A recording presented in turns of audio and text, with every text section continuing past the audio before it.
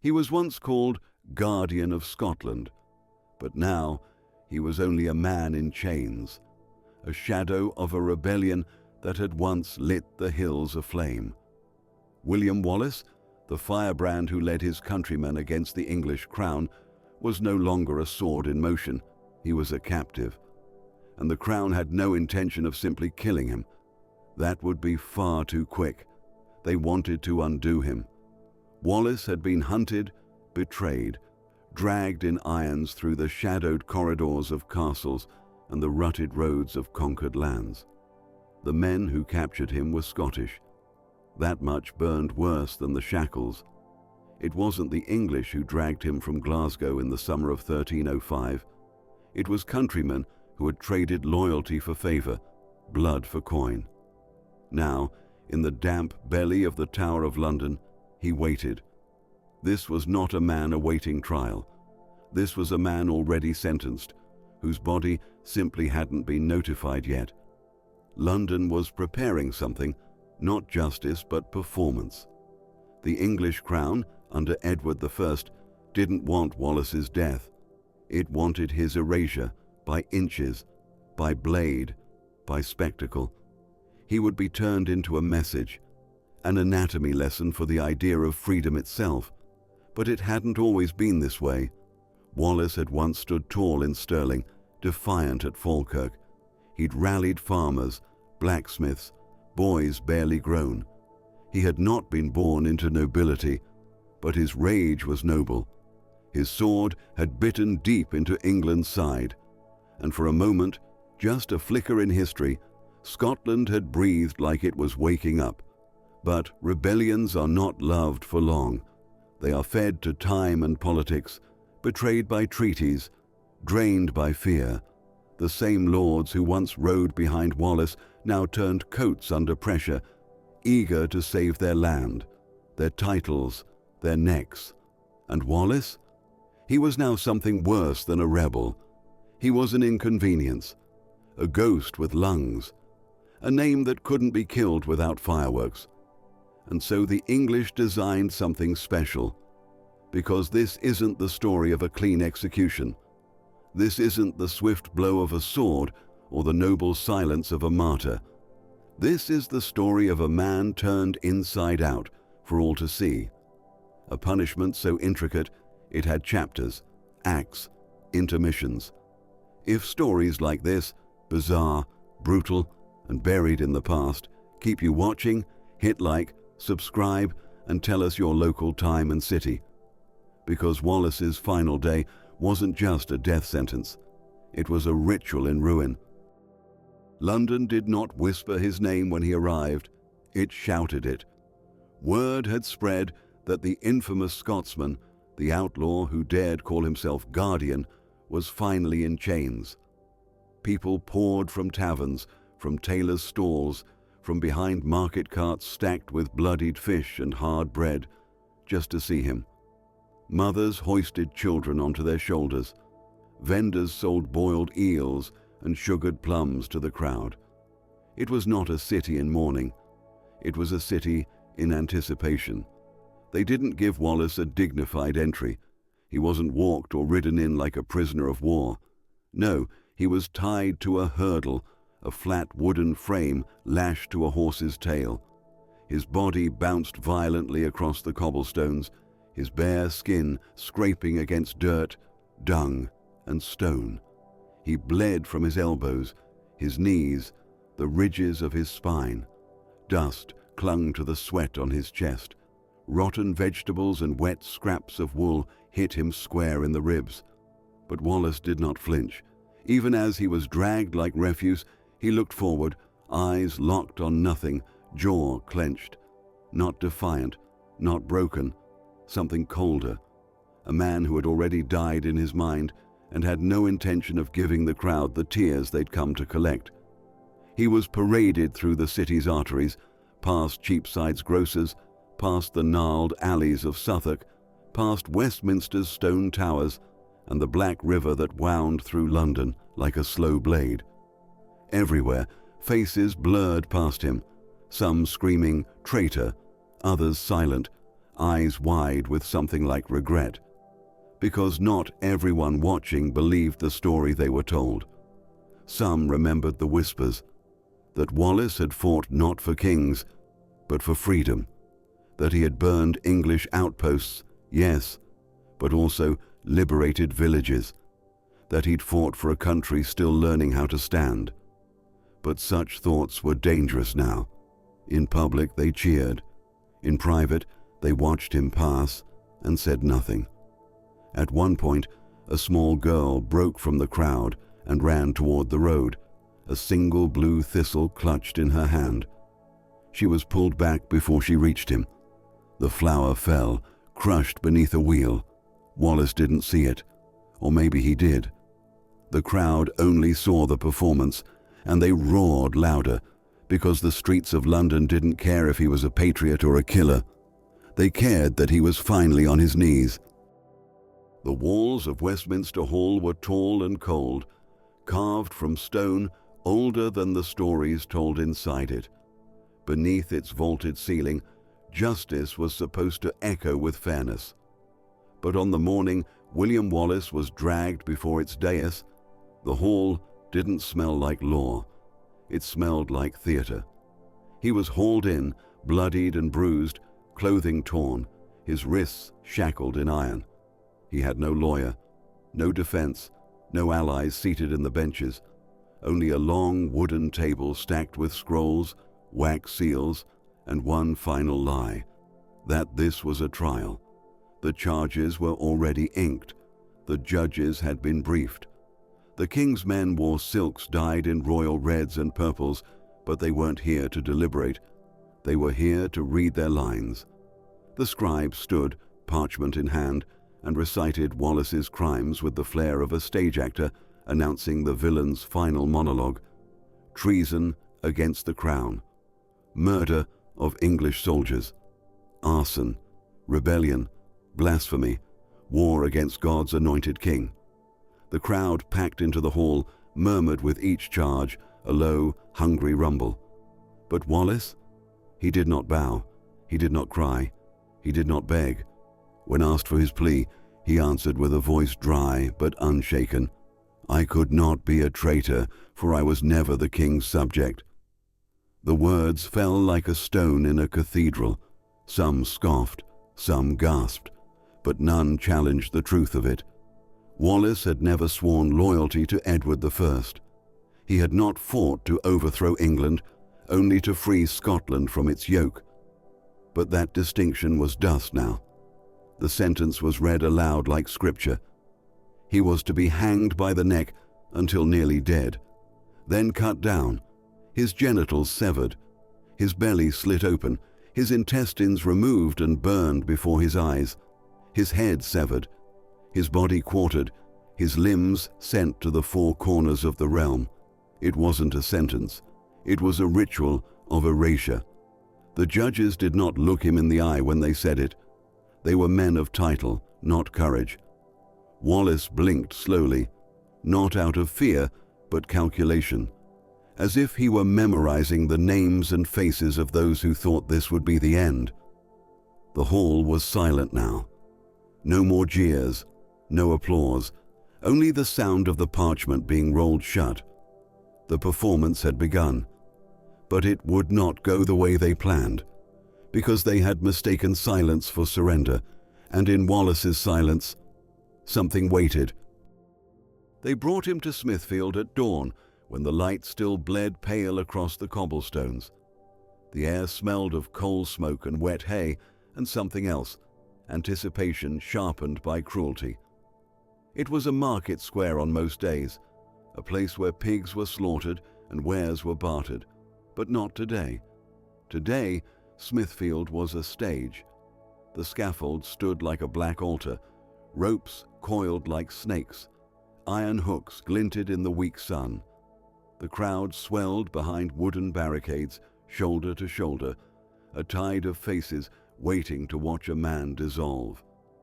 William Wallace was dragged forward, feet cut from the rough boards of the hurdle, legs trembling not from fear, but from blood loss and bruised muscle. He had not slept. He had not been fed. His body was collapsing in slow motion, but his gaze stayed level even as they tore the last rags of his tunic away. A priest offered him last rites. He refused. There would be no forgiveness today. 2 soldiers seized the ropes and fitted the noose around his neck, not tight against the artery. The crowd leaned in, breaths shallow. Some children were hoisted high. Men elbowed each other for a better view. They all came to see the rebel twitch, and the rope was pulled. Wallace rose like a ghost, jerked upward with a snap. His toes scraped the edge of the scaffold before dangling above it. His body bucked, his arms spasmed, but he did not scream. His mouth opened, searching for air, then closed again. His eyes fluttered but never shut. Time bent. Seconds stretched. The crowd waited for him to go limp. But that moment never came, because this was not the end. It was only the beginning. The rope was cut. Wallace fell like a sack of bones, hitting the wooden platform with a sickening thud. He didn't move. For a long breath, it seemed like death had come early, stealing the show. But then, a cough, a shallow inhale. His ribs stirred. He was still alive, exactly as planned. The crowd gasped, then cheered. They wanted suffering, and the king had promised it. Wallace lay motionless, lungs wheezing as bootsteps approached. His chest heaved once, twice. Then came the sound of metal being drawn. Not a sword, a knife, short, sharp. Its tip gleamed with the kind of precision reserved not for combat, but for ritual dissection. The executioners did not look at his face. They had been told not to, because what came next wasn't punishment. It was an anatomy of vengeance. The knife entered just below the ribcage, not in haste, not with the efficiency of a butcher or the urgency of a soldier. This was methodical, practiced. A downward slit, clean and deliberate, from sternum to navel. The blade parted skin and sinew, spilling a slow river of red across Wallace's belly. His body arched slightly as muscle convulsed, but still, no scream. The crowd did the screaming for him. Women covered their mouths. Some men turned away, suddenly unsure of the show they'd paid nothing to see. Others leaned forward, eyes wide, the thrill of horror coiled around their spines. The executioner, face blank, brow dripping, reached inside Wallace's open cavity. The smell of blood, bile, and iron mingled with the morning fog. From within, he pulled out Wallace's entrails, coiled like ropes, still steaming in the chill air. And William Wallace, half-hanged, split open, pinned like a specimen, was still breathing. The priest turned his back. Then came the fire. A brazier stood ready beside the platform, flames licking the curved rim. Into this, the executioner cast the viscera. Wallace's eyes fluttered open just as the first bundle dropped. He watched, yes, he watched, as the organs that had kept him alive hissed into flame before his face. The crowd hushed, as if the wind itself had held its breath. Burning intestines smelled like wet meat, singed wool, and something else, something unnatural, like the death of a soul still tethered to its body. Wallace gurgled. His lips moved, forming no words. A tremor passed through his limbs. Still, they weren't finished. They took a smaller blade this time, and with a single motion removed his genitals, holding them high for the crowd like a relic. A few onlookers cheered. More turned away. And through it all, Wallace remained, a ruin made flesh, a body flayed in the name of control. This was no longer justice. This was a message to the marrow. And yet, through torn sinew, through scorched lungs, he was still alive. His heart refused to give them what they wanted, so they would take it piece by piece. They let him lie there for a moment, split open, steaming, limbs twitching like the last jerks of a dying animal. His blood soaked the planks beneath him, pooling around the brazier's legs in thick rivulets. But there was no final mercy waiting in the wings. Only the next act. The executioner signaled for the axe. Not a clean sword, not the swift dignity granted to nobles. Wallace had been denied every honor, so they gave him a crude, broad-bladed axe, one dulled by use, not sharpened for grace. It would not sever in one stroke. It would require force. They rolled him onto his side. His face, pressed to the wooden boards, bore no expression, no rage, no fear, only exhaustion, the kind that lived in the bones, and yet his eyes still moved, watching, always watching. Two men held his shoulders down. The executioner raised the axe above his head.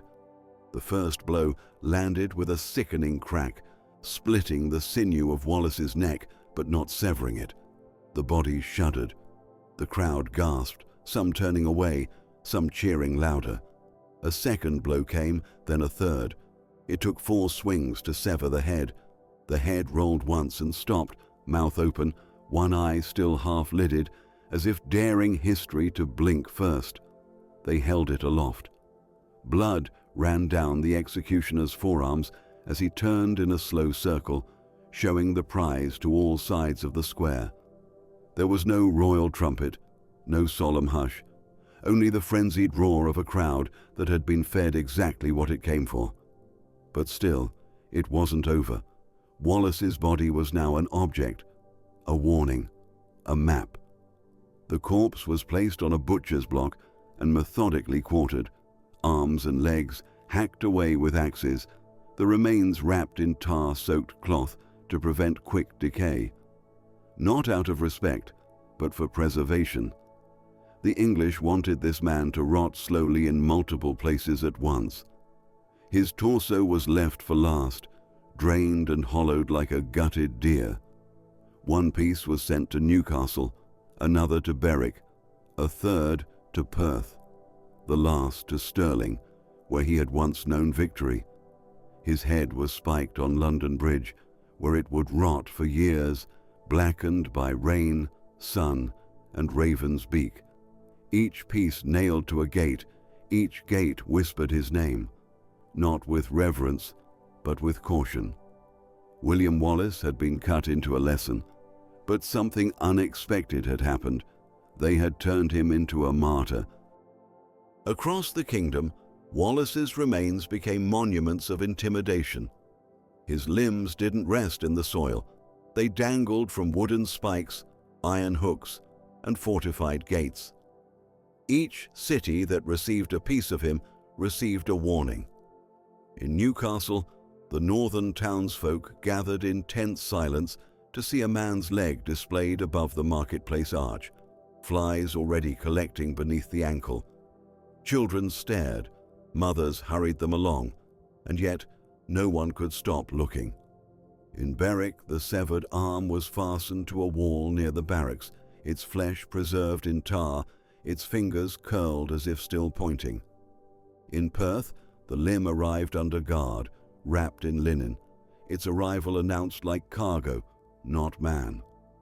And in Stirling, where Wallace had once commanded thunder and triumphed at the bridge, the final quarter was hoisted atop the city gate. The same stones that had cheered his name now held his flesh in open display. None of the pieces were buried. That was the point. There could be no grave, no shrine, no place to kneel. London Bridge bore his head, fixed on a tall spike above the southern tower. It faced the city, not the river, so every soul who entered the capital from the south would see what rebellion looked like after it had been corrected. The birds came quickly, crows first, then gulls. The eye sockets went hollow within days, but the mouth remained open for weeks, locked in something between defiance and agony. Rain washed over it, heat cracked it, it refused to fall. And the people, whether they believed the king's justice or not, learned to keep their heads down. But somewhere the story changed. In quiet places, in alehouses, in barns, in whispers passed through clenched teeth, his name returned, not as traitor, not as murderer, but as something else. Wallace the brave, Wallace the guardian, Wallace the martyred. He had been erased in flesh, yes, but in trying to destroy him, they had immortalized him. He became more than man. He became myth, not because they honored him, but because they feared what he meant.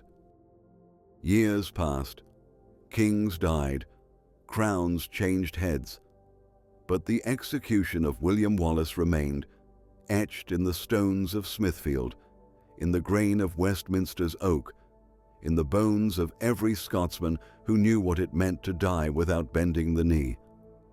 The people who had watched his execution grew old and died. The executioners faded from memory, their names never written in bold ink. The priests who whispered last rites behind turned backs were buried without monuments. The crowd that cheered, no one remembered their faces. But Wallace? He endured. In Scotland, songs returned. Quiet ones at first, hummed by shepherds on empty hills. Then louder. Ballads passed from mouth to mouth, changing with each telling. They didn't sing of entrails or ropes. They sang of a man who fought when others surrendered, of a warrior who bled not for a crown, but for a country still shaping its name. In taverns and fireside gatherings, the tale twisted, not into lies, but into legend. His sword was said to be taller than a man, his voice louder than thunder. The truth, lost in the details. But the feeling remained. The English had quartered his body, but they had accidentally quartered his legend too, scattering it into corners of the land where it could grow. Each limb nailed to a gate became a root, each bone a seed. His execution, meant to end a rebellion, became a banner. And it wasn't only Scotland. Even in England, some began to question what kind of justice left a man gutted in public, what kind of law required entrails on fire and heads on spikes. Questions brewed, slowly, quietly, but they brewed. Time turned Wallace into something the crown could no longer reach, and in the centuries that followed, when the fires of revolution sparked again and again, his name rose like smoke, impossible to contain. The executioner had made his cuts with care, but history had made its own. There is no statue for the man who lit the fire beneath Wallace's ribs, no ballad for the one who cinched the noose or plunged the blade. The executioners, the judges, even the king himself, their names have dimmed, footnotes in the shadow of the man they meant to erase. Edward I, known to history as the Hammer of the Scots, had sought to crush rebellion beneath the iron of his will. And he had, for a time. But power is greedy.